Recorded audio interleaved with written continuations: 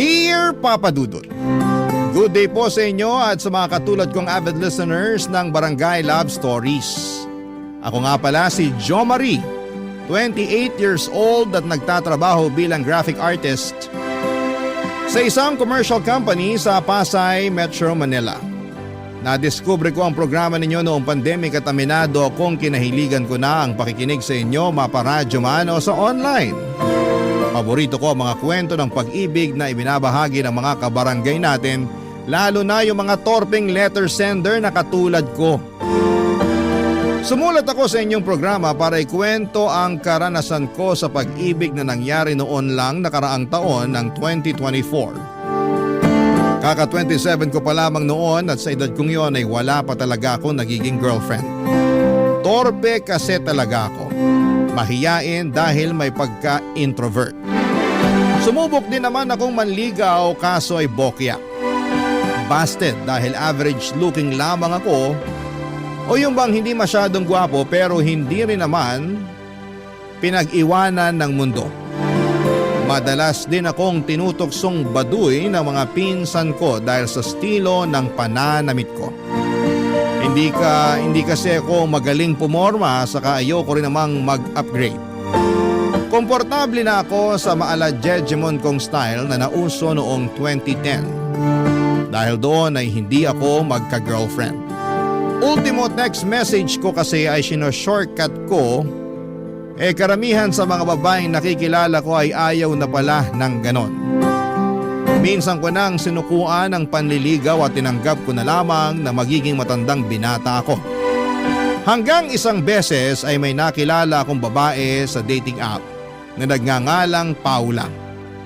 Sinabi ko sa sarili ko na huling beses ko nang susubukang maghanap ng girlfriend at tiyempo naman dahil dumating si Paula sa buhay ko. Isang linggo kami nag-usap sa Messenger bago kami nag-decide na magkita. At aminado ako na nalaglag talaga ang pangako sa lupa pagkakita ko sa kanya, Papa Dudut.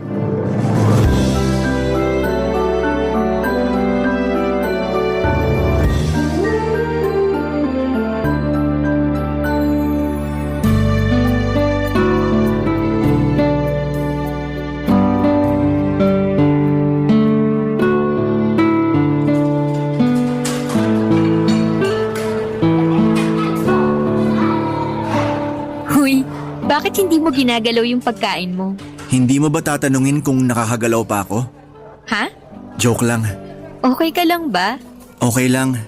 Pero natutulala lang kasi ang ganda mo eh. Hindi naman masyado, pero thank you. Anong hindi naman masyado? Nakita mo na ba sarili mo sa salamin? Ang ganda-ganda mo. Sigurado ka bang hindi ka artista? Hindi. Model? Hindi rin. Baka naman cosplayer ka ha? Nagko-cosplay ako pero paminsan-minsan lang. Kaya pala. Pa-autograph ako mamaya ah. Hindi naman ako sikat. Pero madali ka lang din sisikat. Sa ganda mong yan. Tsaka matanong ko lang. Mix ka ba? Anong mix? Ano, may halo, may ibang lahi. Kasi kulay green yung mga mata mo. O contact lens lang yan? Aha, cute mo. Ha? Sabi ko, ang cute mo. Sorry. Curious lang talaga ako. Okay lang. Nakitan nga ako sa pagiging curious mo. Pero para sagutin yung tanong mo, hindi contact lens tong mata ko. Totoo yan? Oo. British kasi ang dad ko. Tapos, Filipina ang mom ko. OFW siya nun sa London nung nagkakilala sila. Pero dito na ako pinanganak at lumaki sa Pilipinas. Hindi rin naman sila nagsama, hindi rin kasal. Saka meron na akong stepdad ngayon na Pinoy din at mga kapatid sa mommy ko. Kaya pala. Pero di mo ba hinanap yung dad mo? Para ano pa? Hindi rin naman siya nagsustento sa akin simula pinagbuntis ako ni mommy.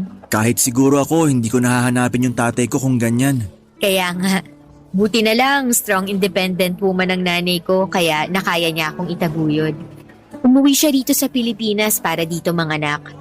Tapos, nung baby pa lang ako pinaalaga niya na ako kina lola na nanay niya habang siya ay bumalik sa London para mag-OFW ulit. Doon na sila nagkakilala ng stepdad ko at nagpakasal. Tapos dito na sila nagsettle sa Pilipinas para bumuo ng sariling pamilya. Nag-business na lang din sila. Okay naman kayo ng stepdad at mga kapatid mo? Oh, mabait stepdad ko saka mga kapatid ko eh. Sobrang close namin. Buti naman kung ganon. Eh ikaw ba? Kumusta kayo ng parents at mga kapatid mo? Okay naman kami, sakto lang. Hindi ako masyadong close sa kanila. Introvert kasi ako tapos puro extrovert mga kapatid ko. Sa bagay.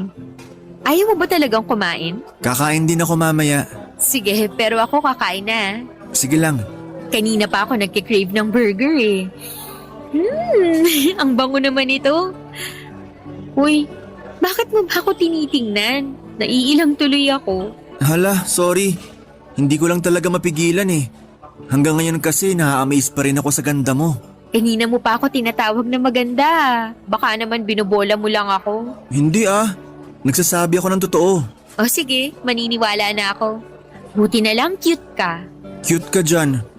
Parang wala kang panama tong itsura ko sa'yo. Huwag mong sabihin yan. Sanay na ako. Mabuti pa kumain ka na lang. Tapos magkwento ka pa tungkol sa sarili mo. Nako, parang wala naman ako makakwento tungkol sa sarili ko. Sabi ko nga, introvert ako. Meron pa rin namang ginagawa ang mga introvert, di ba? Oo, meron. Kaya nga magkwento ka lang, makikinig ako. Saka huwag kang mag-alala, hindi naman ako judgmental na tao. Basta mabait ka sa akin, magiging mabait din ako sa'yo. Salamat. Buti ka pa.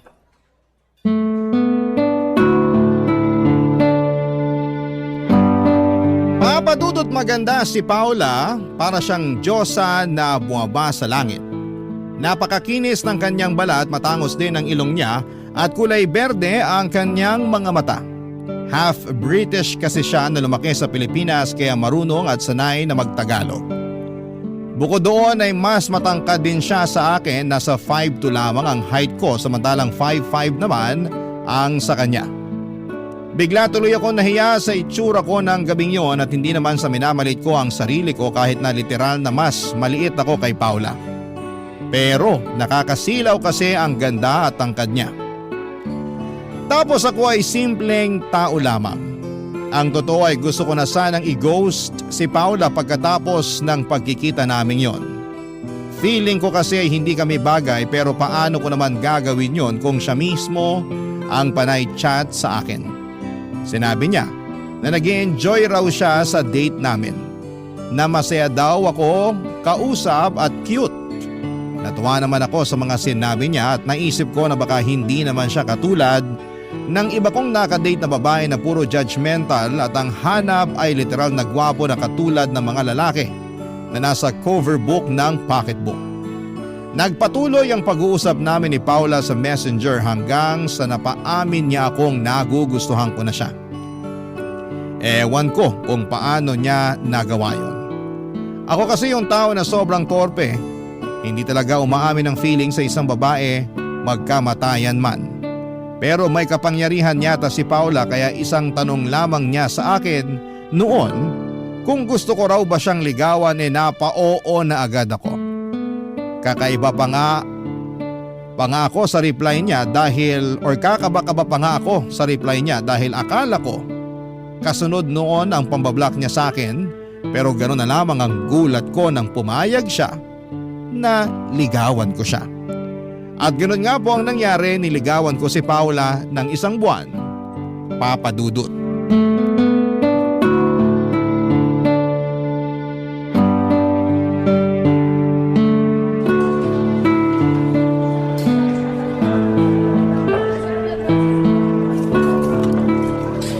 Tapos na ba? Wala na magpapapicture sa'yo? Naiinis ka ba? Hindi naman. Hindi raw, pero kita kaya dyan sa salubong mong kilay. Inis ka eh. Ay, sinong di maiinis? Dami nagpapapicture sa'yo. Kaliwat kanan. Kung sino-sino pang random na mga lalaki. Meron din namang nagpa-picture ng mga estudyanteng babae ah. Isama mo pa sila. Kumalma ka lang, okay? Paano kakalma nakakapiko na sila? Date natin to. Pero ang labas parang meet and greet nyo. Puro pa picture rito, puro pa autograph doon. Nakapila pa talaga sila. Kumalma ka lang sabi, pwede. Saka di naman sila nakapila, iilan lang din sila. Iilan ba yung 3 estudyanteng babae? 2 binata na taga-kabilang table pa yata? Isang matandang lalaki na uugod-ugod na pero pinilit maglakad para lang makapagpa-picture sa'yo. Hindi ka naman artista. Hindi nga, pero ikaw nga no, nagpa-autograph pa sa akin, di ba? Nagpa-autograph ba ako? Oo kaya, nung sinabi kong nagko-cosplay ako pero di naman sikat, sabi mo pa-autograph. Pero hindi mo naman ako binigyan ng autograph noon. Tapos sila ganaw mo na lang kadali bigyan? May kasama pang picture. Bakit ka ba nagagalit? Eh sila, yun lang naman nakuha sa akin. Ikaw nga kachat mo ko, kadate, nililigawan. Anong problema dun? Ah, yung totoo? Oo, sabihin mo para alam ko yung dahilan bakit ka naiinis dyan. Nanliliit kasi ako. Ha? Bakit naman? Sa itsura ko.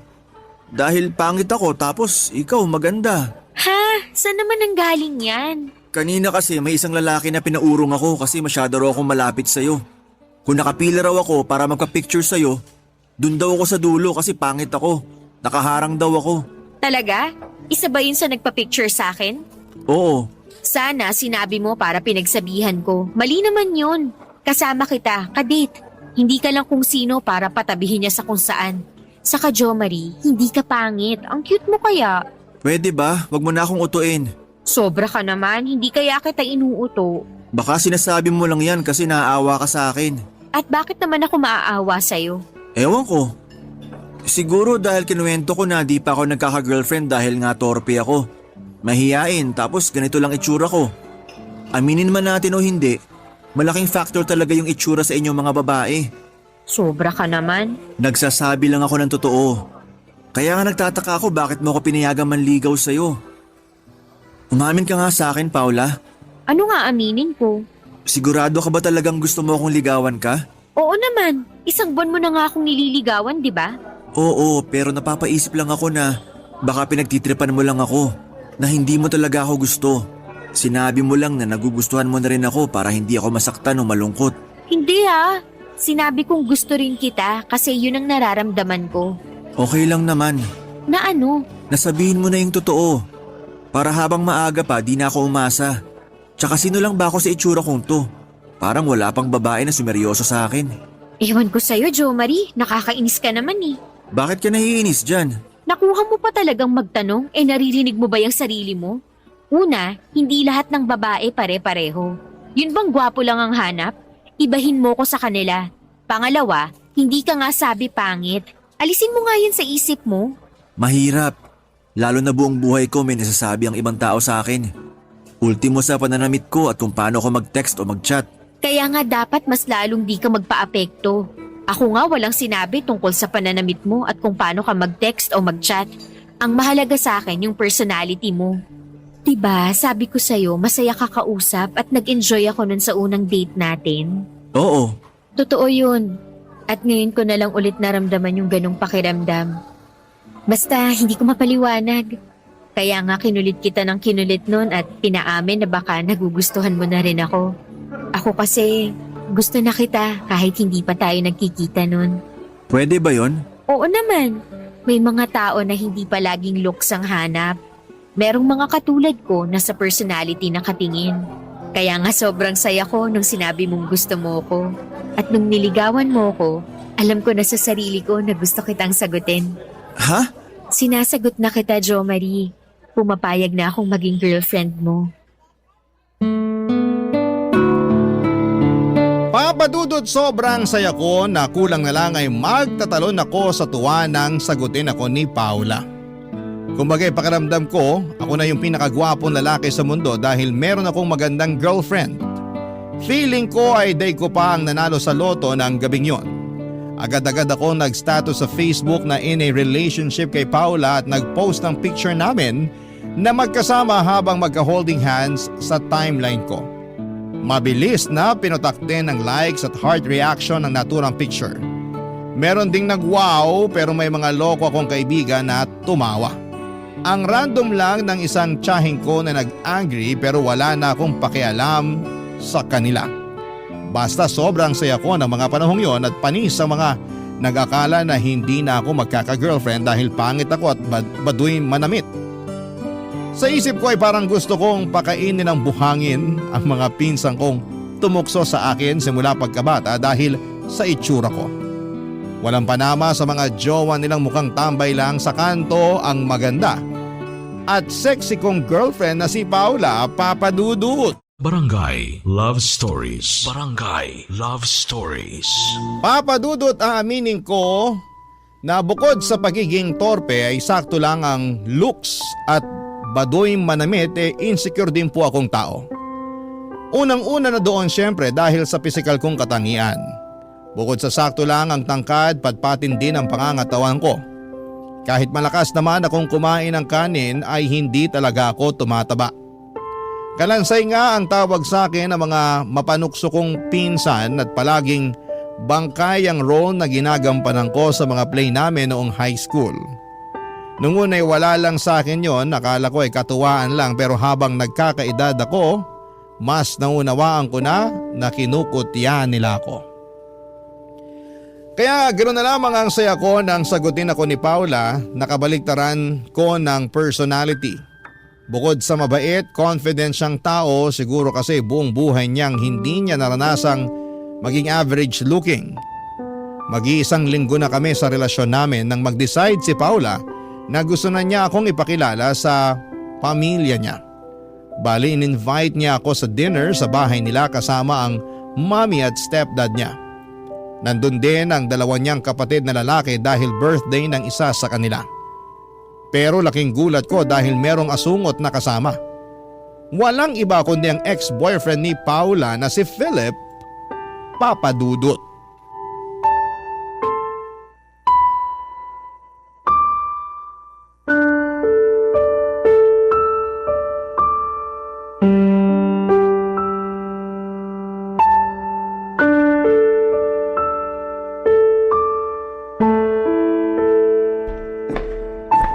Ano bang ginagawa mo dito sa sulok, babe?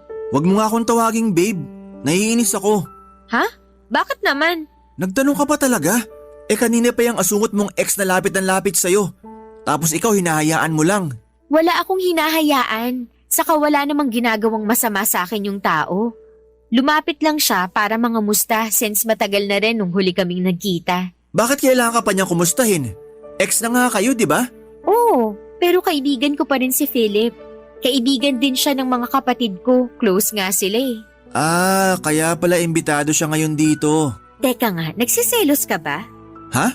Nagsiselos ka eh. Aminin mo na, babe. Hindi Bakit naman ako magsiselos? Sus! Maniwala sa'yo, kilala kita.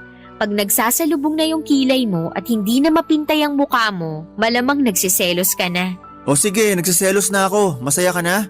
Babe naman eh. Huwag mo sabi akong tawagin yan. Nabibwisit ako.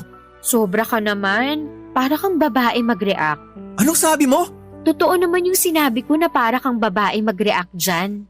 Ewan ko sa'yo. Huwag ka na kasing magselos. Paano hindi magsiselos? Ex-boyfriend mo andito kasama natin. Anong laban ko dyan? Sinong may sabi sa'yo na kailangan mong labanan si Philip? Wala. Pero pakiramdam ko lang. Pwes, mali ang pakiramdam mo. Ikaw na ang may sabi na ex ko na si Philip. Oo, may nakaraan kami pero tapos na yun. Kung nag-uusap man kami ngayon, yun dahil magkaibigan na lang kami. Saka in a relationship na rin siya katulad ko. Talaga? Oo, yun nga yung pinag-uusapan namin kanina pagkatapos naming magkamustahan. Tinanong niya ako kung may boyfriend na ako. Anong sagot mo? Sabi ko meron, ikaw. Buti naman. Anong buti naman? Sinama nga kita rito sa bahay at pinakilala kina mommy at daddy na boyfriend ko. Sorry babe.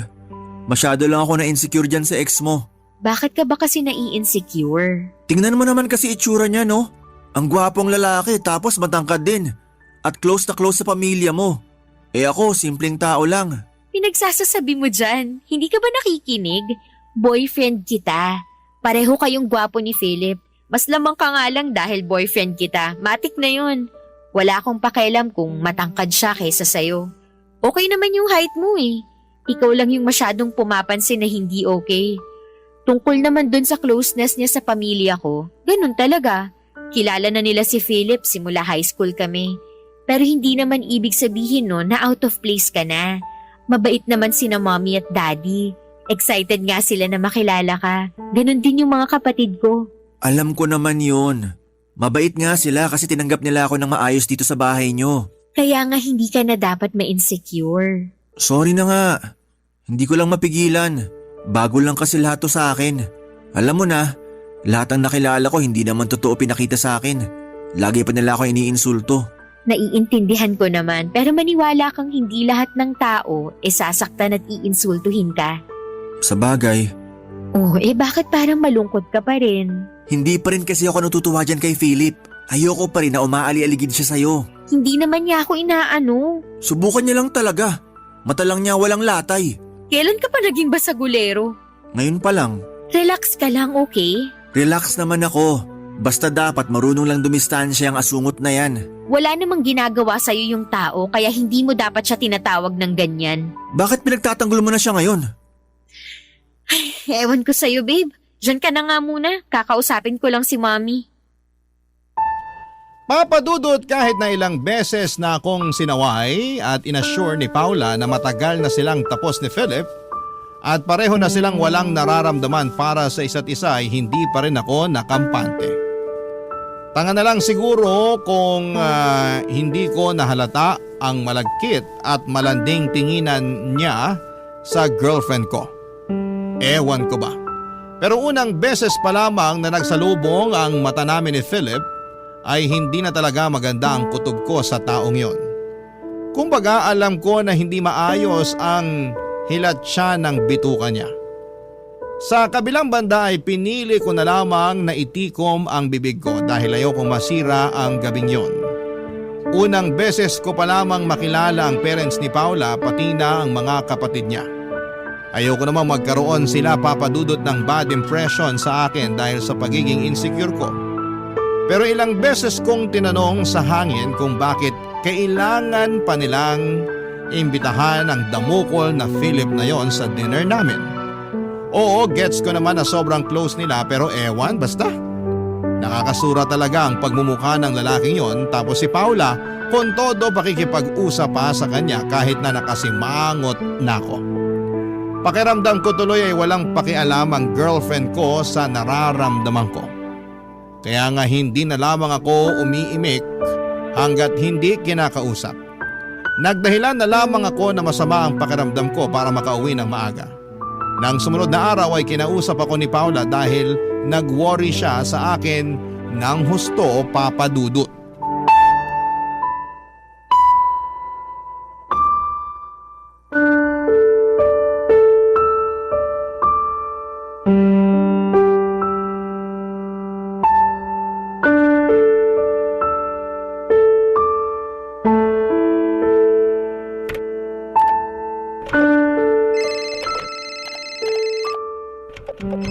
Kanina pa tawag ng tawag tong babaeng to. Kitang busy ako sa paglalaro sa laptop ko. Buti pa sagutin ko na nga. Hello? Hello? Oh, bakit? Anong bakit? Kanina pa kaya ako tumatawag. Bakit ngayon mo lang sinagot? Malamang may iba rin akong ginagawa. Hindi naman sa lahat ng oras hawak ko cellphone ko. Anong ibang ginagawa? Maglaro lang naman ng online game sa laptop mo yung hobby mo. Yun nga yung ginagawa ko. At inuna mo pa talaga yan kaysa sagutin yung tawag ko? Hindi ko rin napansin na tumatawag ka. Naka-silent yung phone ko. Grabe ka naman. Wala naman akong ginawa sa'yo ah. Hindi mo alam na nag-alala ako sa'yo ng husto kasi sabi mo masama pakiramdam mo kaya umuwi ka kaagad kagabi. Tapos wala ka ng update sa akin kung kumusta ka. Nakailang chat at text ako sa'yo para lang sa kaalaman mo. Masama nga pakiramdam ko. Nakatulog ako agad pagdating sa bahay. Kaya di ko na nabasa yung mga chat at text mo. Bakit hindi ka agad nag-reply ngayong umaga? 10 a.m. na oh. Inuna mo pa talagang maglaro kaysa replyan ako? Alalang-alala kaya ako rito. Bakit ka ba kasi nag-aalala? Hindi na naman ako bata. Kahit na. Natural, boyfriend kita. Nako, tigilan mo ako sa kagaganyan mo. Ano na naman bang ginawa ko? Bakit ganyan ka magsalita sa akin? Huwag mong sabihin na tungkol pa rin to kay Philip. Ewan ko sa'yo. Sabi na nga ba hindi pa pala tayo tapos doon? Ikaw lang yung nag-isip na tapos na tayo doon. Iniwanan mo nga ako, di ba? Sabi mo makikipag-usap ka sa mami mo. Ano sa tingin mo naramdaman ko nun? Binaliwala mo lang naman yung feelings ko. Hindi ko binaliwala yung feelings mo. Inassure nga kita, di ba? Sabi ko, ex ko na lang si Philip. Wala na akong nararamdaman sa kanya. Ikaw na ang boyfriend ko, ano pa ba ang gusto mo? Hindi ko alam. Basta, nakukulangan ako sa assurance mo. Pakiramdam ko sinabi mo lang yun para manahimik na ako. Ano pa bang gusto mong marinig? Sige nga. Wala, kasi narinig ko na naman lahat. Ang gusto ko lang sana hindi na umaali-aligid sa iyo ang Philip na yon. Hindi naman umaaligid-aligid sa akin si Philip ah. Kung makapagsalita ka, parang pinapalabas mo na hindi pa rin kami nakaka-move on sa isa't isa. Yun kasi yung nakikita ko.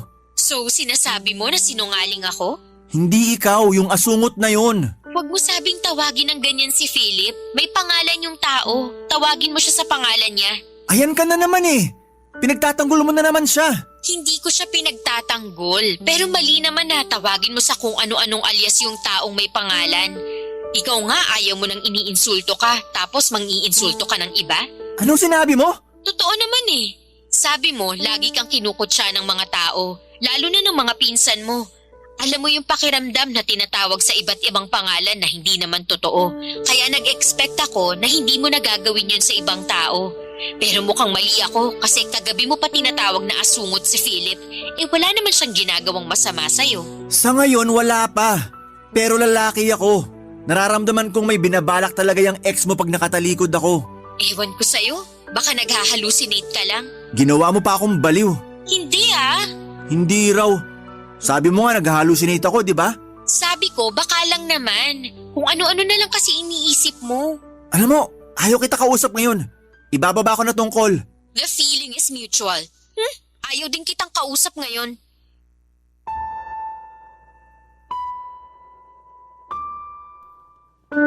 Papadudot, yun ang unang away namin ni Paula at aaminin kong mabigat sa loob ko na makaalita ng babaeng mahal ko. Pero anong magagawa ko, hindi talaga mawala sa isipan ko ang mga malalagkit na tingin ni Philip sa girlfriend ko. Tapos ang nakakainis pa parang hinahayaan ni Paula na tingnan lamang siya ng ex niya ng ganon. Alam niya na may gusto pa si Philip sa kanya kahit na sinabi niyang in a relationship na ito. Buong araw akong walang natanggap na mensahe kay Paula at doon ako na alarma na mukhang seryoso talaga ang inis niya sa akin. Natakot ako papadudot na baka makipaghiwalay siya sa akin at ma-realize niya na maling-mali ang desisyon niyang sagutin ako. Sino lang ba kasi ako kumpara sa ex-boyfriend niya? Hindi ba? Kumbaga, kalabaw si Philip samantalang ako ay langaw lang na nakadapo sa kanyang likuran. Barangay Love Stories. Barangay Love Stories. Papadudot, nagkaayos din naman kami ni Paula kinagabihan. Ako ang nagsorry kahit na labag sa loob ko na ibaba ang pride ko. Ma-pride din kasi akong tao at hindi lang halata sa akin, pero dahil ayoko namang mawala sa akin si Paula, ako na ang unang nakipag-usap sa kanya. Nagkasundo kami na kalimutan na lamang ang nangyari at magsimula ulit. Kung tatanungin ninyo ako kung kumusta ang pamilya ng girlfriend ko ay masasabi kong ayos naman. Mabait sa akin ang kanyang parents pati na rin ang mga kapatid niya. Nakaka-intimidate lang kasi magagandang lahi talaga sila at mukhang perpekto mula ulo hanggang sa paa. Siyempre mabait din sila kay Philip, bagay na kinakainis ko. Tapos yung asungot na yon ay kung todo sipsip pa sa mami ni Paula na akala mo ay kung sino, papadudot.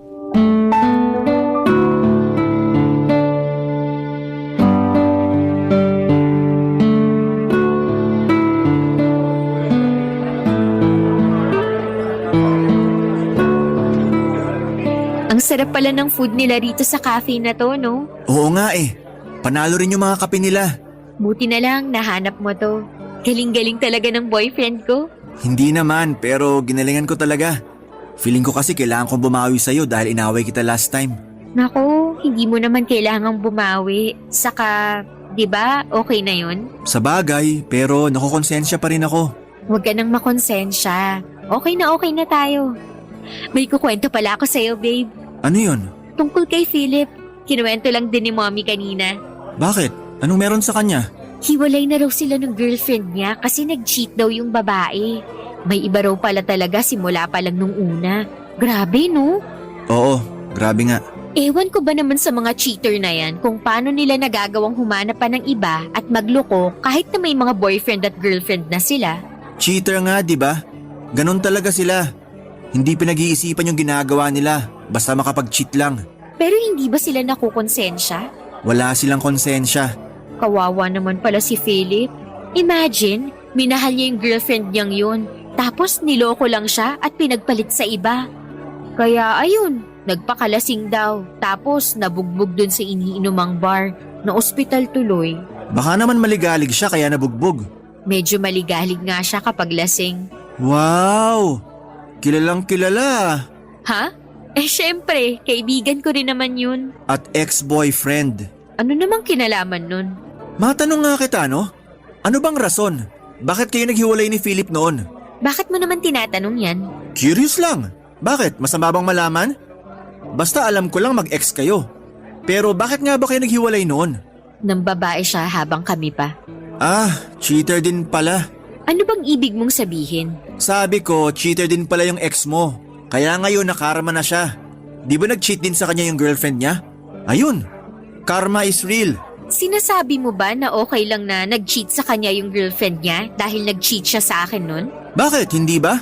Ganun naman talaga nangyayari sa mga manloloko. Naloloko rin. Pero mukha namang nagbago na si Philip. Hindi nagbabago manloloko. May kasabihan nga na once a cheater, always a cheater, di ba? Sobra ka naman. Ikaw ang sobra. Kasi pinagtatanggol mo na naman yung asungot na yon. Akala ko ba nagkasundo na tayo na hindi mo natatawaging asungot si Philip? Oo, pero hindi ko mapigilan eh. Tsaka kasalanan mo rin naman. Ha? Paano ko naging kasalanan? Masyado ka kasing concerned sa lalaking yun. Konting kibot ko may sinasabi kang kontra. Pinagtatanggol mo pa. Tapos malalaman ko na niloko ka rin pala niya noon kaya kayo naghiwalay? Sabi na eh, hindi talaga maganda kutob ko sa kanya. Nasa dugo yung pagiging manloloko. Matagal nang nangyari yung sa amin. Napatawad ko na siya. Nakapag-move on na ako. Pero bakit parang ikaw hindi pa? Anong sinabi mo? Totoo naman eh. Lagi mo na lang inuungkat yung nakaraan namin. Ganun mo na lang din kabilis bigyan ng kulay lahat ng mga sinasabi ko tungkol sa kanya. Alam mo, nakakasawa ka na. Nakakapagod ka ng intindihin. Ikaw pa talaga nagsawat na pagod. Eh ako ba, tinanong mo kung kumusta sa tuwing binabanggit mo yung tungkol sa ex-boyfriend mo? Wala naman akong pakialam kung naghiwalay na sila ng ex-girlfriend niya dahil niloko siya o kung ano pa man. Anong gusto mong gawin ko? Maawa sa kanya? Eh manloloko rin siya eh. Kung alam mo lang, natutuliling na ako kababanggit mo sa pangalan ng Philip na yan. Makaramdam ka nga. Nakakaramdam ako at ang nararamdaman ko ngayon ay naiinis ako sa'yo. Ikaw pa talagang may ganang mainis ha? Malamang, ang ayos-ayos ng date natin tapos sisirain mo lang. Ikaw ang unang sumira ng date natin. Talaga? Anong ginawa ko? Sige nga.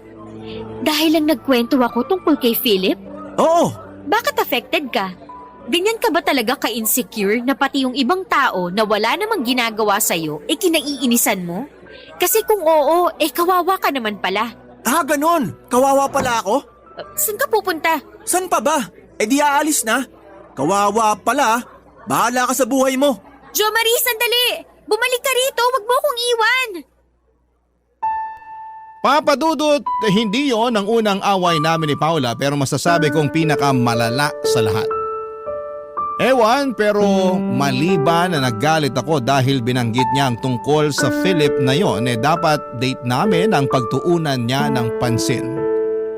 Pakiramdam ko ay saling kit-kit lamang ako sa buhay niya lalo na nang nauna itong si Philip at pinakamatagal niyang nakasama ang ex niya. Kaya hindi niyo ako masisisi kung gano'n na lamang ang ngit-ngit ko at galit ko. Lumipas nga ang ilang araw na hindi ko kinubo si Paula dahil feeling ko ay nasa katuwiran ako. May karapatan akong magalit kasi siya naman ang may kagagawan kung bakit nasira ang date namin ang araw na yon. Puro siya Philip, nakakaalipad-pad na. Dahil sa nangyari, lalo akong kinain ng insecurities ko, papadudot. Mas pinagtuunan ko ang sarili ko at aminin kong napabayaan ko si Paula at ang relasyon naming dalawa.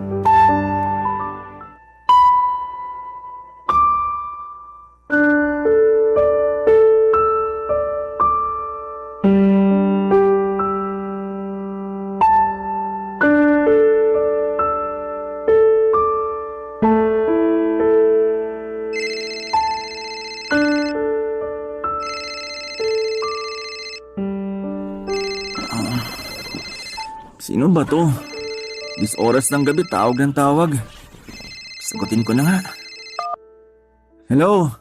Hello, babe? Paula? Yes, correct. Buta na alala mo pa ako. Akala ko kasi kinalimutan mo ng may girlfriend ka. Hindi ko kinalimutan. Pero naiinis pa rin ako sa'yo. Wow, sabi na eh. Anong sabi na? Na para kang babae magtampo. Hirap naman ito. Para ako nakipagrelasyon sa kapwa ko babae. Pwede ba tumahimik ka na? Teka nga, lasing ka ba? Hindi naman. Nakainom lang. At bakit ka uminom? Pati ba naman pag-inom, bawal na pala? Nagtatanong lang ako. Hindi ba halata? Siyempre, malungkot ako. Ilang araw mo na akong hindi kinakausap. Diba sabi ko naiinis pa rin ako sa'yo? Wala pa ako sa mood na kausapin ka. Pero girlfriend mo ko. Hindi ko naman nakakalimutan yon. Kaso anong magagawa ko? Ayoko makipag-usap sa'yo lalo di pa ako okay. Kailan ka pa magiging okay? Di ko alam. Bahala na lang ako sa buhay ko. Hintayin ko na lang kung kailan ka magiging okay, ganon? Hindi ko naman kasalanan kung bakit di ako okay, di ba? Kasalanan mo naman eh. Puro ka kasi Philip. Bakit kaya di na lang kayo yung magsama? Total sabi mo wala na sila ng girlfriend niyang cheater. Pinamimigay mo na ako, ganon? Halata naman na mas gusto mo yung ex mo kaysa sa akin. Kunwari ka pa. Akala mo hindi kita inoobserbahan? Hindi totoo yan. Hindi raw. Lokohin mo lelang mo, Paula. Grabe ka naman sa akin. Kung pagsalitaan mo ako, kung tratuhin mo ako, parang hindi mo ako girlfriend. Tapos ngayon, pinamimigay mo na ako sa iba. Di naman ako magkakaganito kung tiniko mo lang sana yung bibig mo eh. May pasabi-sabi ka pa na tapos na kayo ni Philip, pero puro ka naman banggit sa kanya. Di mo na inisip kung anong mararamdaman ko. Alam mo naman na nai-insecure ako sa kanya, tapos ginagatungan mo pa talaga. Hindi ko naman kasalanan na insecure ka. Saka hindi ka lang kay Philip insecure. Insecure ka rin sa lahat ng tao. Naalala mo yung mga nagpa-picture sa akin nun? Diba nagalit ka sa kanila? Sabi mo, nanliit ka nun. Wala naman silang ginawang masama.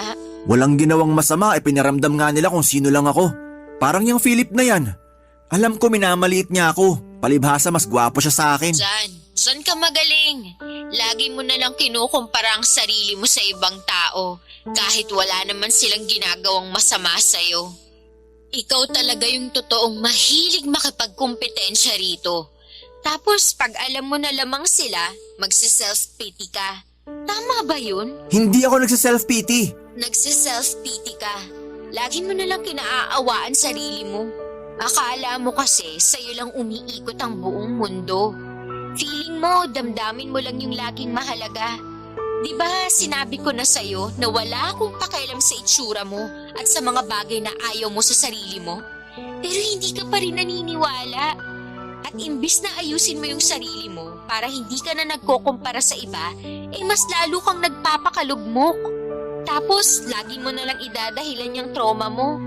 Ewan ko sa'yo, hirap na akong intindihin ka.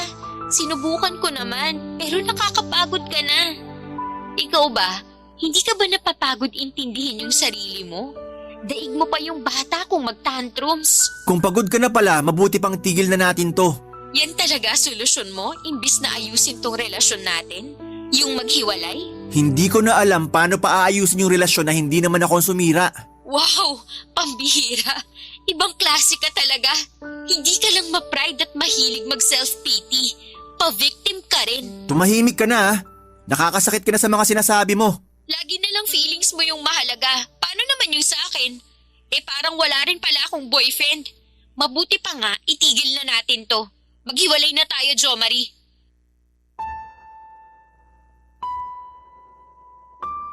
Papadudod siraulo na akong siraulo pero hiniwalayan ko si Paula ng gabing yon sa tawag lang. Sobra akong nasaktan sa mga sinabi niya sa akin.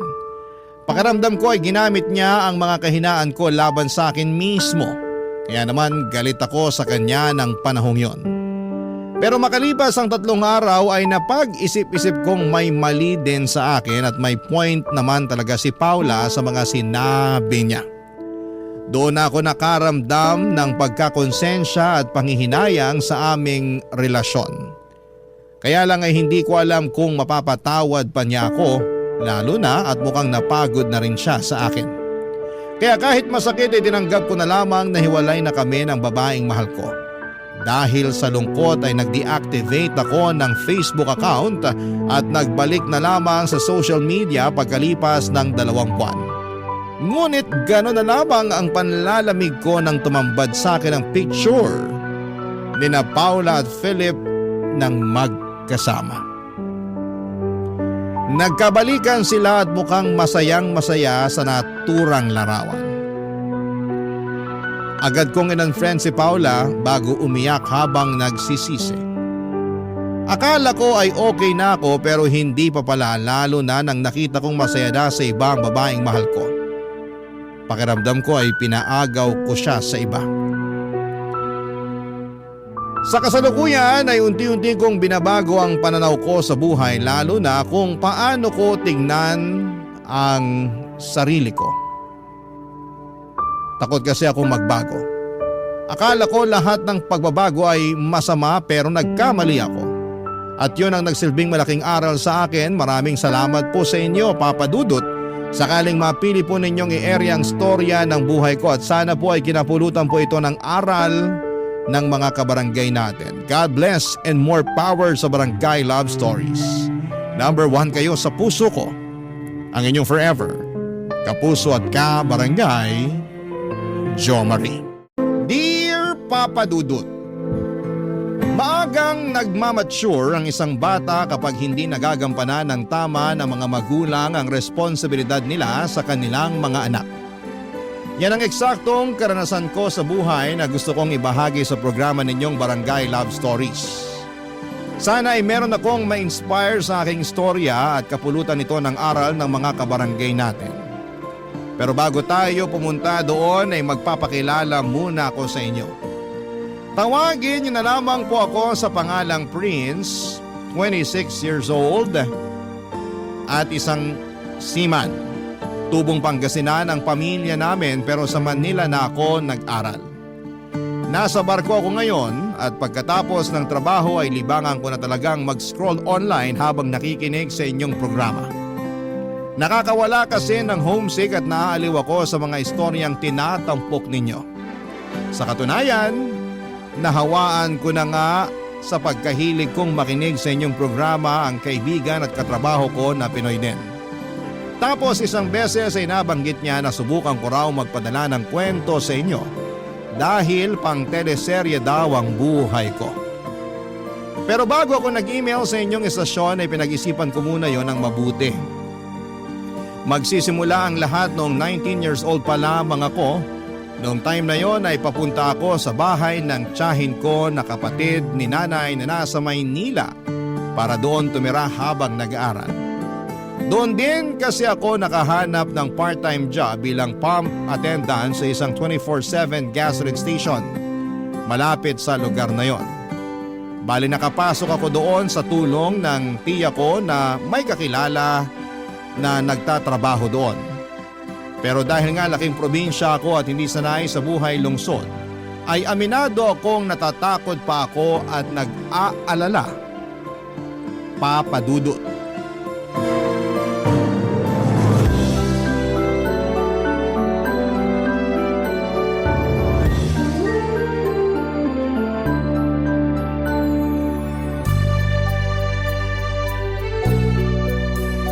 Baka naman pagdating mo sa Manila mag-girlfriend ka kagad, naka?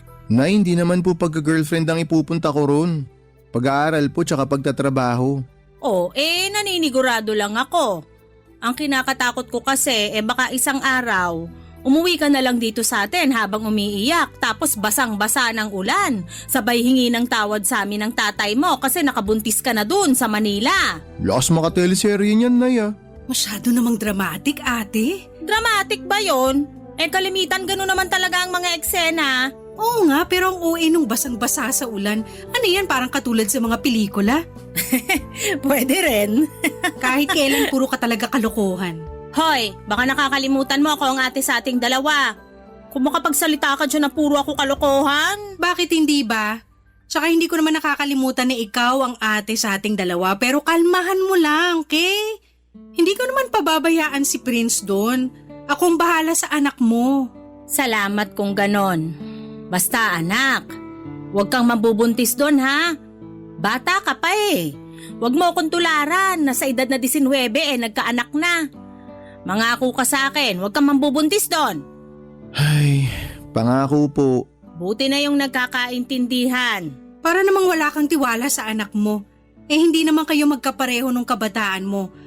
Kung ikaw magaslaw kumilos, ibahin mo si Prince na tahimik at mahiyain. Huwag mo nga akong ikumpara sa anak ko. Saka nagpapaalala lang ako bilang nanay niya. Ayoko na matulad siya sa akin na hindi na nasulit ang kabataan kasi nagkaanak na at nakisama sa tatay nila. Hoy, huwag ka nga magsalita ng ganyan. Ano bang pinagsasasabi mo? Naririnig ng anak mo yung mga sinasabi mo sa tatay nila, mahiya ka nga. Ay sus, alam naman niya ni Prince sa kanong kapatid niya eh. Alam nila na galit ako sa tatay nila kasi binuntis ako ng maaga. Nagustuhan mo rin naman na mabuntis ng maaga. Ano? Sino may sabi niyan? Sino pa ba? Malamang si nanay. Yan talagang nanay natin. Hilig akong i-chismis. Hindi yung chismis kung totoo naman ang sinasabi niya. Tsaka baka nakakalimutan mo nandun din ako. Alam na alam ko ugali mo ng mga bata tayo. Ewan ko sa'yo. Kaya ikaw, Prince, buti na lang talaga hindi ka nagmana rito sa nanay mo. Mabuti na lang po talaga. O para bawas-bawasan mo yung pagiging mahiyain mo, pagdating natin sa Maynila dapat bagong tao ka na. Anong pinagsasasabi mong dapat bagong tao na yung anak ko? Ang ibig kong sabihin, dapat maging confident si Prince sa sarili niya. Iwanan na lang niya yung hiya niya rito sa Pangasinan. Sinasabi mo ba na makakapal mukha ng mga tao sa Maynila? Siyempre hindi. Linawin mo kasi. Nay, naiintindihan ko naman po yung ibig sabihin ni tita. Ang lagay kasi hindi ko lang po mapigilan na matakot, lalo na probinsyano ako. Hindi naman inaalipusta ng mga taga Manila ang mga probinsyano eh. Tsaka kasama mo ko roon, pati na rin yung mga pinsan mo. Hindi ka mapapano doon kaya huwag ka nang matakot. Salamat po, tita. Walang anuman. Yun naman pala eh. Ayos na, wala nang problema. Magpakalalaki ka lang, nak. Magiging maayos ka doon. Ano ba namang klaseng payo yan, ate? Ano na naman bang mali sa sinabi ko, ha? Para kasing wala ka nang sinabing matino. Ay, nako, lagi-lagi na lang, oo. Kailan kaya ako may masasabing matino? Ay, naku ka rin. Nay, tita, pwede po ba wag na kayo mag-aaway? Hindi naman kami nag-aaway. Ganito lang talaga kami magbanding ng nanay mo. Oo nga. Kahit nung maliliit pa kami, ganito na talaga kami. Masyado kasing kontrabulati ang tiya mo sa lahat ng mga sinasabi ko. Kontrabulati ka dyan. O bakit? Totoo naman ah. Sabihin mong hindi. Hindi naman talaga. Ay sus! Lokohin mo na ang lasing, wag lang ako.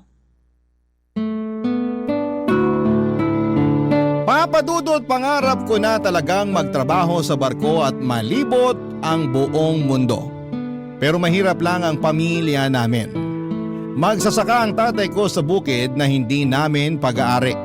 Ang nanay naman ay nagtitinda ng gulay sa tabing kalsada kung saan ay ginawan siya ni tatay ng maliit na kubo para may masilungan siya at mapaglagyan ng mga paninda niya. Meron akong nakababatang kapatid na babae na delay mag-isip.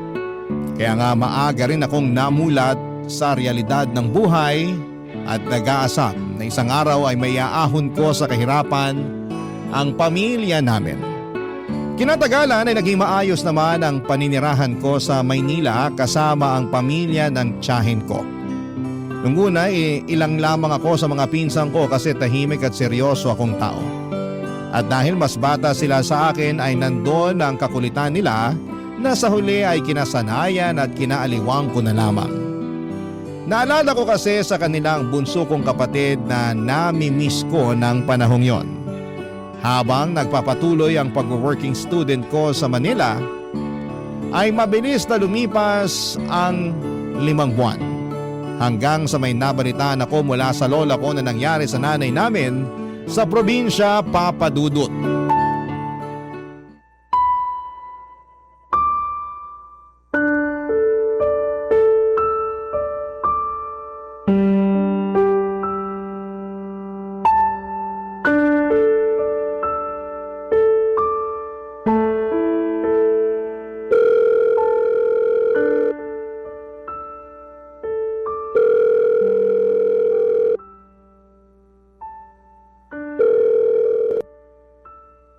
hello, Nak. Hello, Nay.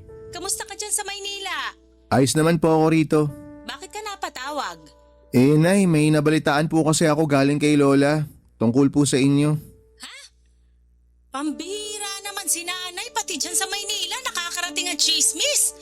At kailan ka pa nahilig sa chismis? Alam niyo naman po na wala akong kahilig-hilig sa chismis, kaya nga po napatawag na ako sa inyo para kumpirmahin kung totoo ba yung nakarating na balita sa akin. Ano ba kasi yon? Dali-dalian mo at busy ako sa pagtitinda dun sa kubo natin. Istorbo ka eh. Dumayo pa pinsan mo rito sa bahay na nakasimangot kasi raw gusto mo akong kausapin. Akala ko naman emergency. Hay, ano na yung sasabihin mo? Totoo po ba, Nay, na sumayaw-sayaw daw kayo sa harap ng mga construction worker na gumagawa ng bahay malapit dyan sa atin?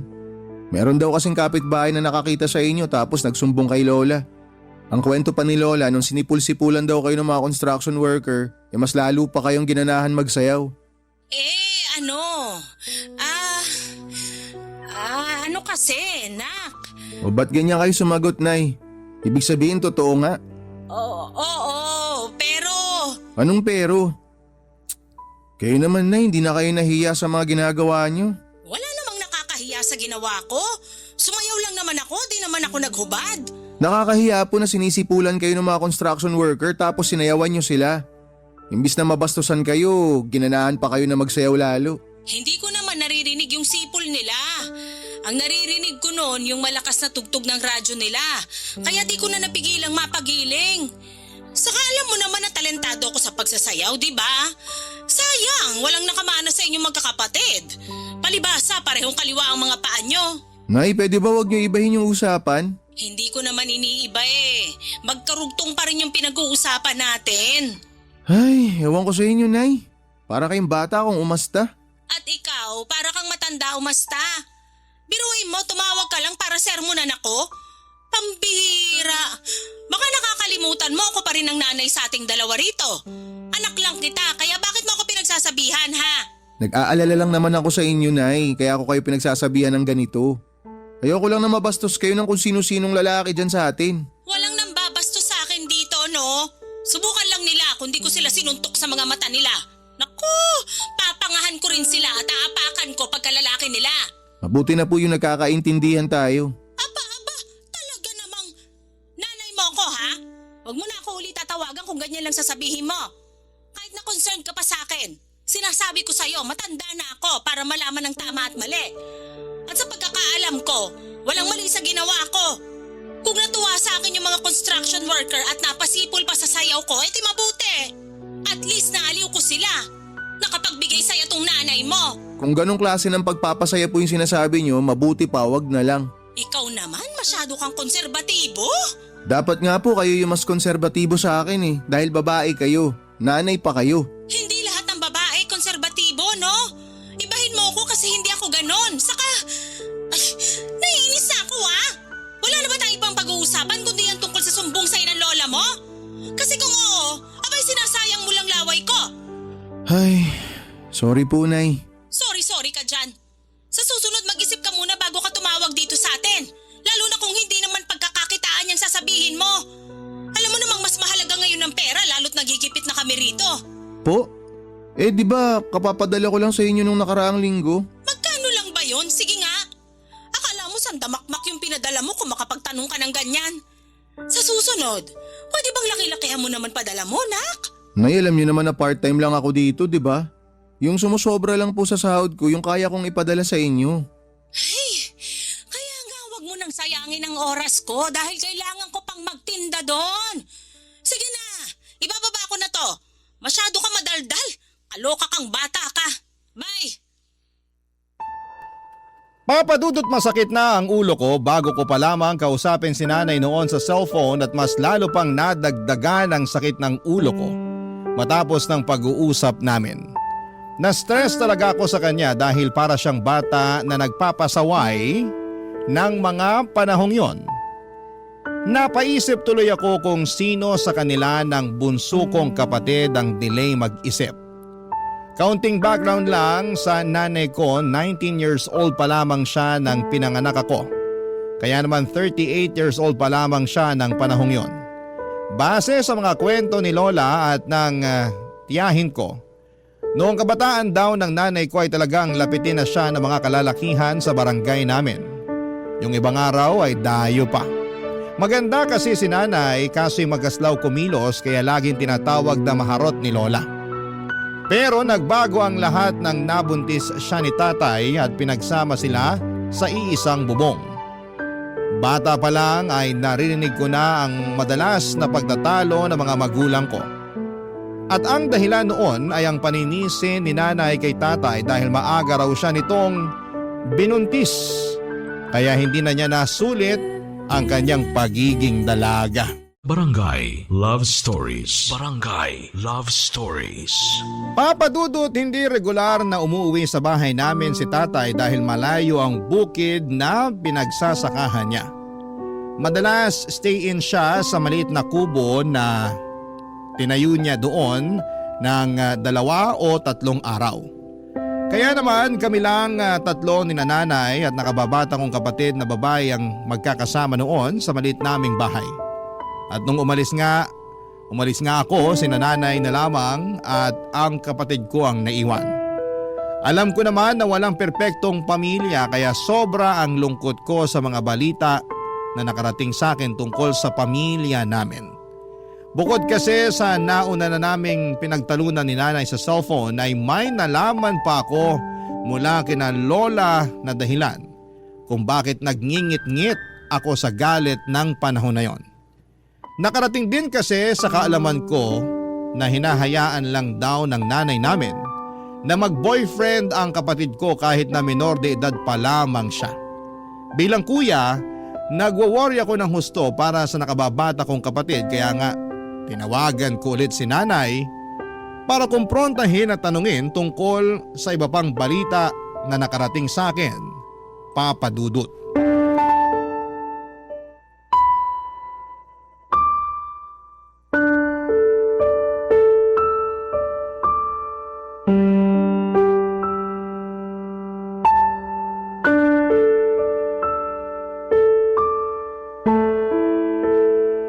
Kakasabi ko lang sa'yo nung nakaraan na huwag kang tumawag dito kung sisermonan mo lang ako.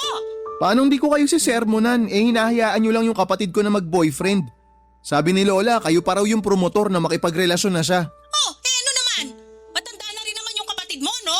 Anong matanda na yung sinasabi nyo, Nay?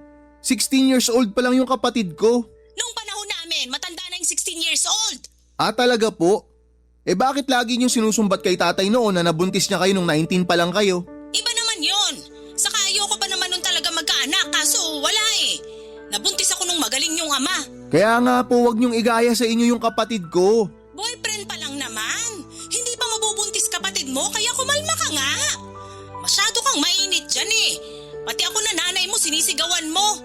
Grabe ka talaga sa akin. Hindi naman po ako magkakaganito kung maayos kayo dyan eh. Naturingan kayong nanay pero mukhang kayo pa yung nagpapahamak sa kapatid ko. Hinay-hinay ka sa pananalita mo ha. Sumusobra ka na. Saka pinagsasasabi mong ipapahamak ko ang kapatid mo tinanong ko siya kung gusto na niya magka-boyfriend. Oo raw kasi sa kanilang magkakaibigan, siya na lang yung walang kapareha. Naiinggit daw siya at pakiramdam niya na pag-iiwanan na siya. Tinanong ko kung may nanliligaw ba sa kanya kaso wala.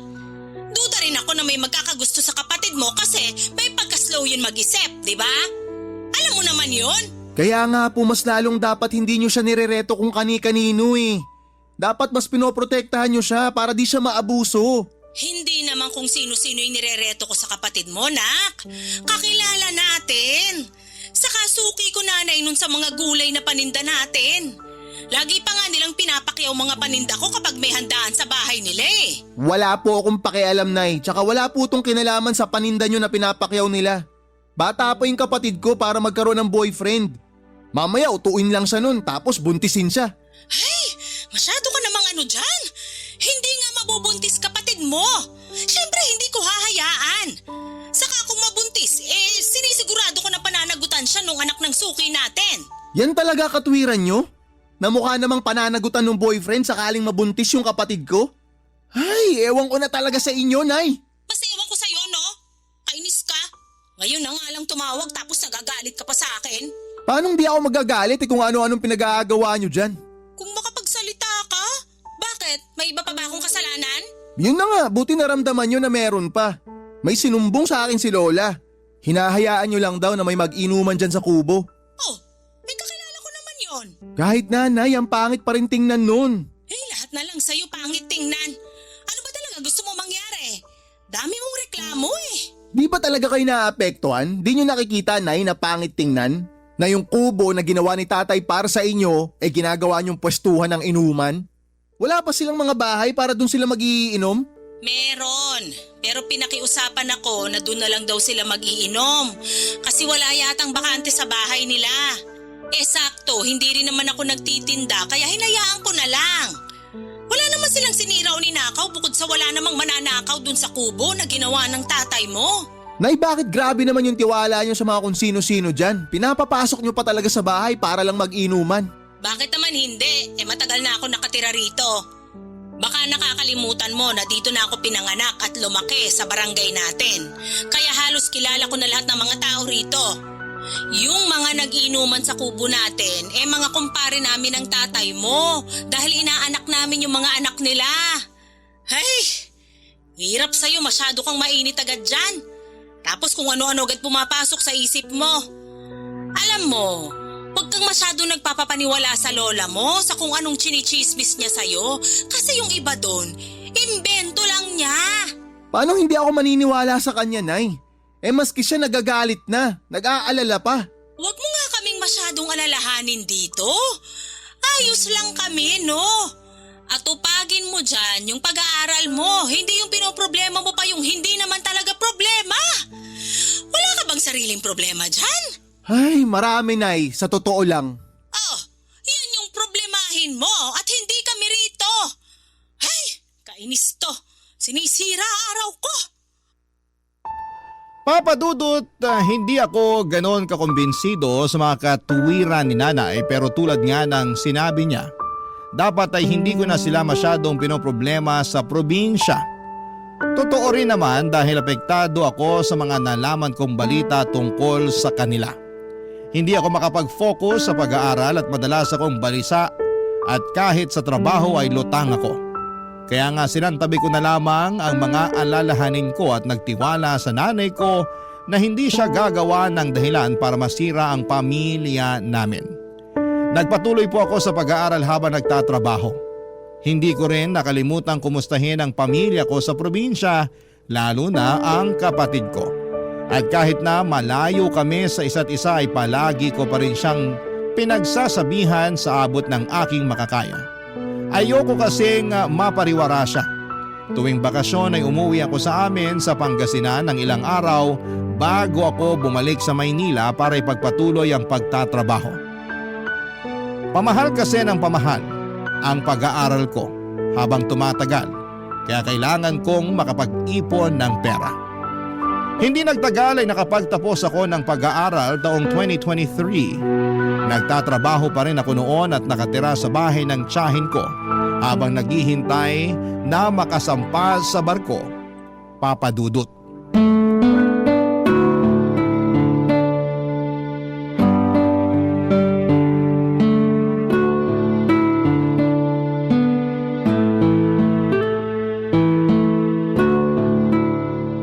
Pasensya ka na, Prince, kasi hindi pa natutuloy yung sampa mo sa barko. Nagkaproblema kasi yung kakilala ko kaya hindi ka pa may lakad sa agency nila. Okay lang po yun, tita. Wala naman po tayong magagawa kung yun po yung nangyari. Oo biglaan kasing pagkakasakit niya pero nangako naman siya na pag gumaling siya, asikasuhin daw niya agad yung requirements mo. Yun pa lang po na gusto niya akong tulungan, tita. Malaking bagay na po yun para sa akin. Kaya nagpapasalamat po ako ng marami. Sa ngayon maghintay na lang muna tayo at magdasal na wag masyadong tumagal yung proseso. Yun po yung ginagawa ko kahit na sobra akong pinipressure ni nanay. Bakit? Anong ginawa ng nanay mo? Tawag po siya ng tawag sa akin. Tanong ng tanong kung kailan daw po ako makakasampa. Gusto na raw po niya kasing ipagawa yung bahay namin. Tapos nung binalita ako na wala pa, na kailangan pa maghintay, kung ano-ano pong masasakit na salita yung sinabi sa akin. Aba talaga naman yung nanay mo, Prince! Gusto mo bang tawagan ko yan para pagsabihan? Sumusobra na akala mo kung sino. Wag na po, tita. Mag-aaway lang kayo ni nanay pag nagkataon. Hayaan nyo na. Awayin ko talaga yung nanay mo, dahil mali na i-pressure ka niya at pagsalitaan ng masasakit. Pero naisip ko po na tama rin naman po yung mga sinabi niya. Bakit? Ano bang sinabi niya? Na mahina raw po ako dumiskarte kaya po ako napag-iiwanan. Ang layo na po ng usad ng mga kaklase ko eh. Nabanggit ko kasi na yung ibang mga kabatch ko nakasampa na ng barko. Sira ulo pala yung nanay mo eh. Halatang walang alam sa mundo. Kalmahan niyo lang po muna tita. Tsaka makikiusap po sana ako na wag naman po kayo magsalita ng ganyan tungkol kay nanay. Sorry pero nakakainis eh. Akala niya siguro napakadali ng kalakaran sa pagsampa ng barko. Bakit hindi niya muna alamin bago kanya pagsalitaan ng ganyan? Kapi ko na babae, nako! Baka desperado lang po talaga siya na mapagawa yung bahay namin. Nung nakaraan po kasi nagreklamo siya na grabe na raw po yung tulo ng bubungan. Hindi na kaya ng mga panapal na ginagamit ni tatay. Kailangan na raw po talagang palitan. Tsaka tita, alam niyo naman po 'di ba na pangarap ko po talaga na maipaayos yung bahay namin. Oo naman. Bata ka palang nakita ko na sa'yo na determinado kang umasenso sa buhay. Kaya nga hindi na ako nagdalawang isip na tulungan ka noon. Pero kalmahan mo lang. Huwag ka masyadong gigil kasi kadalasan pag nagmamadali ang isang tao, madalas dun pa nagkakamali. Tsaka ilang buwan pa lang naman ang nakakalipas simula nakagraduate ka. Kahit paano may kinikita ka naman dun sa trabaho mo. Naniniwala ako na ang oportunidad ay nandyan lang sa malapit. Hindi ka malalagpasan nun. Salamat po talaga tita. Gumaan po yung pakiramdam ko dahil sa mga sinabi niyo. Walang anuman. Basta maniwala ka lang sa mga sinabi ko kasi kahit paano dumaan din ako dyan. Talaga po? Oo. Mahilig kasi akong magmadali sa buhay. Sabi nga ng lola mo, masyado raw akong padalos-dalos mag-isip at magdesisyon. May ilan din kasi akong pagkakamali. Pero buti na lang marunong pa rin akong bumangon at magpatuloy sa buhay. Tapos, unti-unting binago ko yung disposisyon ko. Naghinay-hinay ako. Nakisabay sa agos pansamantala. Kumalma para makapag-isip-isip kung tama ba na gawin ko ang isang bagay o hindi. Masasabi ko naman na nung ginawa ko yun nagtagumpay ako sa buhay. May mga natupad akong pangarap. Aminado po ako na medyo nagmadali nga po ako tita. Pansin ko nga, sa sobrang pagmamadali mo nakakalimutan mo na mag-relax. Lagi kang abala sa trabaho. Lumalabas ka pa ba para maglibang-libang man lang? Gumala, ganon. Mas gusto ko na lang pong matulog kesa gumala. Gumala ka rin kasi pag nagbarko ka na, may mimiss mo yan. Wala ka bang pupuntahan kasama mga barkada mo? Baka meron, puntahan mo na para kahit paano hindi mo maisip yung paghihintay mo kung kailan ka makakasampa sa barko. Sa bagay, tama po kayo. Tsaka sakto rin po tita. Meron nga po akong pupuntahan pero pinag-iisipan ko pa. Talaga? Ano yun? Inimbitahan po ako ng kaibigan ko. Bale, dati ko po siyang kaklase. Birthday niya po ngayon, kaya magpapaparty daw po siya. Ano pang hinihintay mo? Pumunta ka na!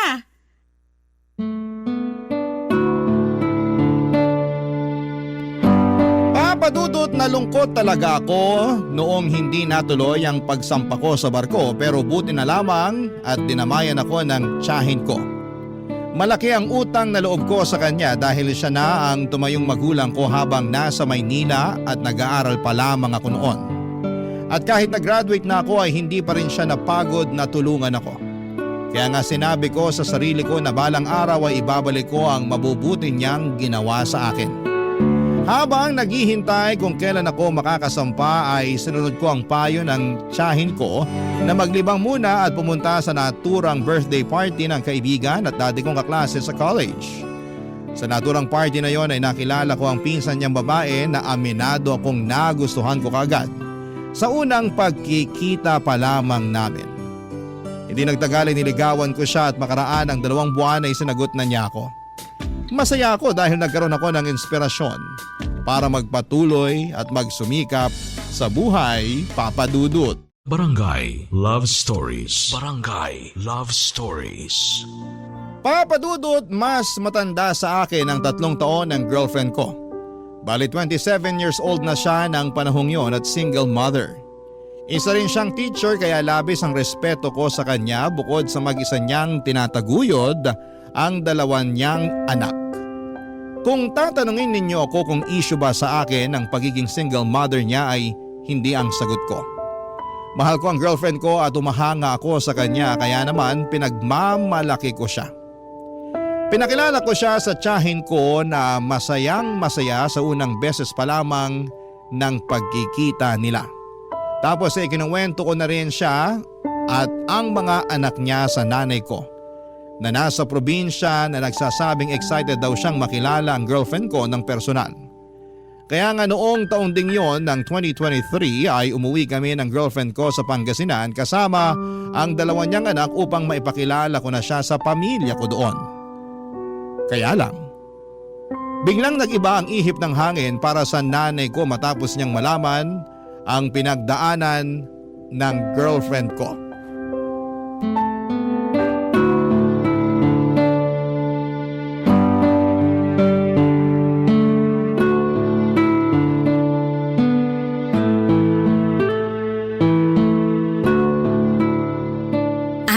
Nak, lika muna dito sa kusina.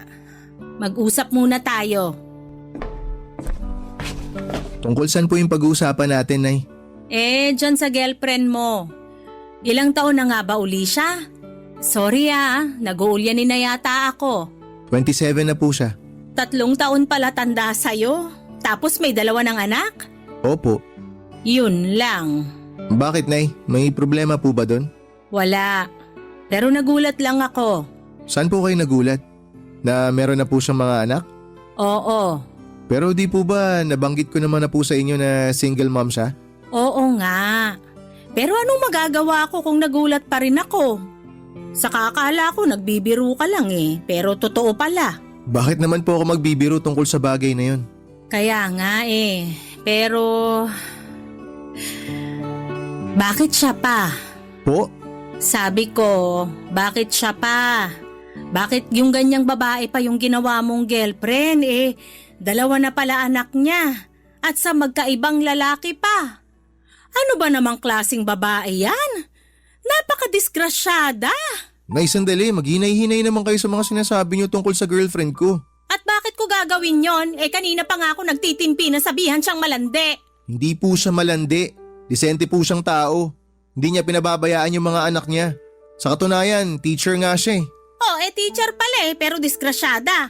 Anong disgrasyada yung pinagsasabi niyo, Nay? Pwede ba tumigil na kayo? Bakit ka ba nagagalit sa akin? Nagsasabi lang naman ako ng totoo. Magkaiba yung pagsasabi ng totoo sa panghuhusga. Paanong hindi huhusgahan? Kahusga-husga naman. Saka di ka na nahiya.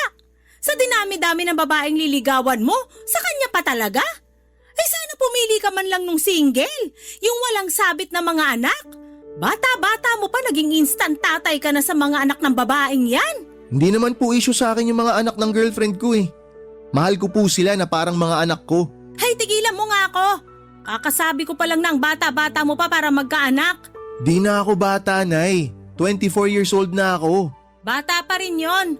Saka magtatrabaho ka pa Hindi mo pa nga na-enjoy yung kikitain mo, meron ka ng susustentuhan? Wala akong susustentuhan, Nay. May sariling trabaho yung girlfriend ko.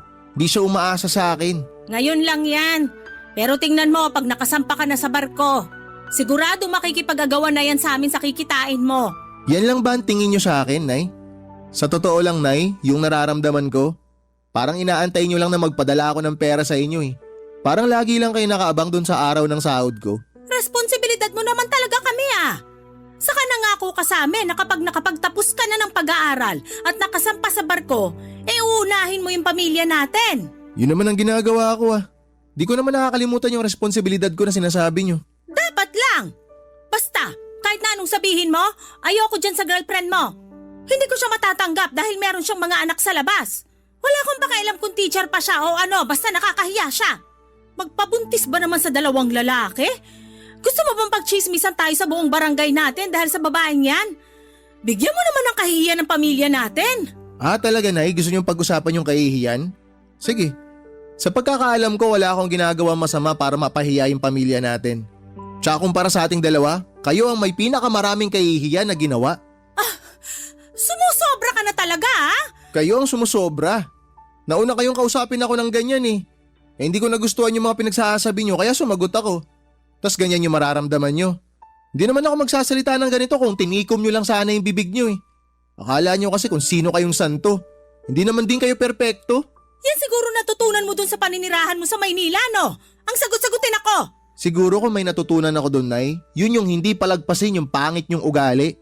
Ang tandaan nyo na hindi pa gumaganda yung asal nyo. Anong sabi mo? Sumusobra ka na talaga, ha? Papadudot na galit ako kay nanay matapos niyang tawagin na disgrasyada ang girlfriend ko. Hindi ko kasi yon inaasahan kaya nadismaya ako ng husto sa kanya. Alam ko na concern lamang siya sa akin pero hindi na ako bata para hindi malaman ang mga ginagawa ko.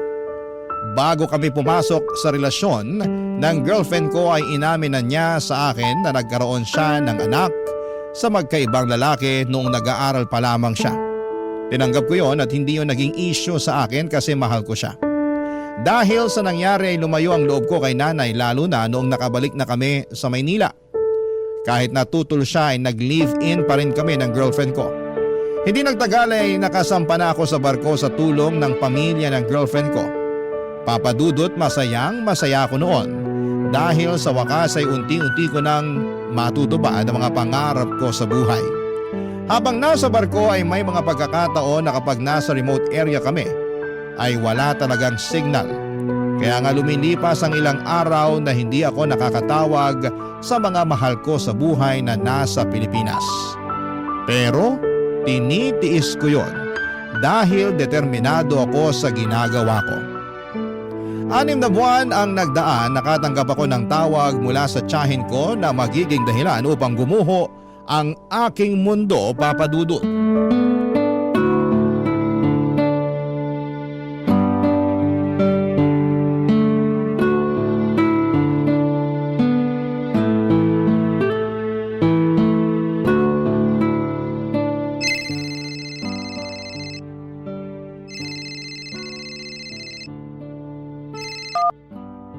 Hello po, tita. Hello, Prince. Naku, buti na kontak na kita. Pasensya na po kayo, hirap kami sa signal nung mga nakaraang araw. May nadaanan po kasi kaming bagyo. Nakadaong kami ngayon, tita, kaya may signal dito. Kaya nga buti na lang sinwerte rin. Nung nakarang araw pa kasi kita gustong makausap. May ibabalita kasi ako. Tungkol saan po, tita? Si tita naman, sabihin nyo na, ano po ba yon? Tungkol sa nanay mo. Ano pong meron sa nanay ko? May nangyari po ba? Meron siyang kagagahan na ginawa pero kami-kami lang ang nakakaalam. Hindi to alam ng tatay mo kaya sana kumalma ka lang muna, ha? Tita, hindi ko po maipapangako nakakalma ako. Depende po yan sa sasabihin nyo. Pasensya ka na, problema agad ang pumungad sa'yo. Pero naisip ko kailangan mo kasi itong malaman. Kaya nga po sabihin nyo na, tita. Ano po bang ginawa ni nanay? Nahuli kasi siya ng lola mo na may kinakalantaring iba dun sa kubo nyo na pinaglalagyan ng panindan yung gulay. Namukhaan daw ng lola mo yung lalaki at hindi yun yung tatay nyo. Ha? Sino po yung lalaki, tita? Suki ng nanay mo. Yung kumpare niya, Kuno. Sigurado po ba kayo dyan? Baka naman po na malikmata lang si lola. Hindi lang daw niya kasi isang beses na huli na may milagrong ginagawa doon pa mismo sa kubo sa kalaliman ng gabi. Mga 3 beses na raw. Syempre wala dyan yung tatay niyo, di ba? Kaya ayun, malayang nagagawa ng nanay niyo yung gusto niyang gawin. Hindi ko akalain na magagawa yan ni nanay. Hindi na siya nahiya. Pero hindi lang yun ang nangyari na dapat mong malaman kasi meron pa na sa tingin ko mas malaking problema eh. Ano po yung mas malaking problema na yan, tita? Buntis ang nanay mo. Buntis siya? At naniniwala kami ng lola mo na hindi sa tatay mo yung bata sa sinapupunan niya. Kasi pinaako ni ate sa tatay niyo yung bata. At sinabi niya na anak nila yon kahit hindi. Kaya nga ang alam ng tatay niyo nabuntis niya ang nanay niyo. Tita, hindi ako makapaniwala na magagawa ni nanay yun kay tatay. Na magagawa niya yun sa pamilya namin. Nakakahiya. Ako nga rin eh. Hindi ko lubos maisip paano niya nasikmura na magpagalaw sa iba may asawa siyang tao. Sorry kung ngayon ko lang sinabi sa'yo. Sumitsyempo pa kasi ako eh. Baka kasi pag uwi mo rito magulat ka na lang bigla na may kapatid ka na nang wala sa oras. Tapos nito lang din sinabi sa akin ni nanay yung totoo. Sinubukan daw niyang itago matapos siyang pakiusapan ni ate na huwag magsusumbong sa tatay niyo. Kinumpronta kasi siya ni nanay at pinaamin sa kasalanan niya. Kaya nagkaaminan sila. Hindi lang daw talaga kinaya ng konsensya ng lola mo na pagtakpan ng nanay niyo. Kaya sinabi niya sa akin. Ako naman sinabi ko sa'yo. Hindi ko po alam kung ano sasabihin, tita. Gulat na gulat pa rin ako sa binalita niyo eh. Parang hindi pa siya napoproseso ng utak ko. Ang bilis kasi ng mga pangyayari. Pasensya ka na kung binigyan pa kita ng alalahanin dyan sa barko. Sana pala tinikom ko na lang yung bibig ko. Hindi, ayos lang po yun, tita. Mabuti nga po at naglakas kayo ng loob na sabihin sa akin eh. Mas maganda po talaga na nalaman ko na kung ano yung totoo. Para hindi ako mukhang tanga pag uwi ko dyan. Napapaniwalain nila ako na anak nila ni tatay yung dinadala niya. Hindi ko rin alam kung anong pumasok sa isip ni ate. Kung bakit siya nagkaganon. Kung kailan siya tumanda at saka siya gumawa ng mga bagay na ganyan. Buong akala namin ng lola niyo natuto na siya sa mga karanasan niya pero mukhang hindi pa rin pala. Papadudot pagkatapos ng pag-uusap naming yon ng tiyahin ko ay hindi ko na napigilang mapahagulhol dahil sa sama ng loob sa nanay ko. Paulit-ulit ko siyang tinatanong sa isipan ko kung bakit niya nagawa sa pamilya namin ang ganong klase ng bagay. Hindi na ba niya mahal si tatay? Hindi na ba niya kami mahal ng kapatid ko kasi kung mahal niya kami ay magpapakatino siya? Ang sakit-sakit na malayo ako sa mga mahal ko sa buhay pero kailangan kong magsakripisyo para mabigyan sila ng maayos at maginhawang buhay. Tapos ganong klaseng balita lamang ang malalaman ko. Sa katunayan ay parang nagkatroma na nga ako sa tuwing tatawag ang tiyahin o lola ko sa cellphone dahil ang nasa isipan ko ay baka may kung ano na namang pangit na balita ang sasabihin nila sa akin. At hindi nga ako nagkamali dahil 2 buwan ang nagdaan ay nalaman ko na lamang na nakunan si nanay at namatay ang baby sa kanyang sinapupunan. Ayon sa tiyahin ko ay naging sensitibo raw ang pagbubuntis niya at dinugo siya ng husto. Kaya nung araw na yon ay nawala rin sa kanya ang anak niya sa ibang lalaki. Alam ko na masakit yon para kay nanay pero noong nalaman kong labis na nagluluksa si tatay sa pagkawala ng anak na hindi naman sa kanya galing ay bigla na lamang akong kinain ng matinding konsensya. Hanggang ngayon, iniisip ko pa rin kung isusumbong ko sa tatay namin ang kataksilan ng aming nanay. Maraming salamat po Papa Dudut sakaling mapili po ninyong i-area ang storya ng buhay ko at sana'y mapayuhan po ako ng mga kapuso natin kung dapat ko pa bang sabihin sa tatay ko ang nalalaman ko. Noong nakaraang umuwi kasi ako sa Pangasinan ay kitang-kita ko na nagluluksa pa rin ang tatay ko sa anak ni nanay sa ibang lalaki kahit na ilang buwan na ang nagdaan. Pagkatapos noon ay lalong lumalim ang galit ko sa nanay ko dahil sa kasalanan na ginawa niya sa amin. Hanggang dito na lamang po ang sulat ko and more power and God bless sa inyong istasyon.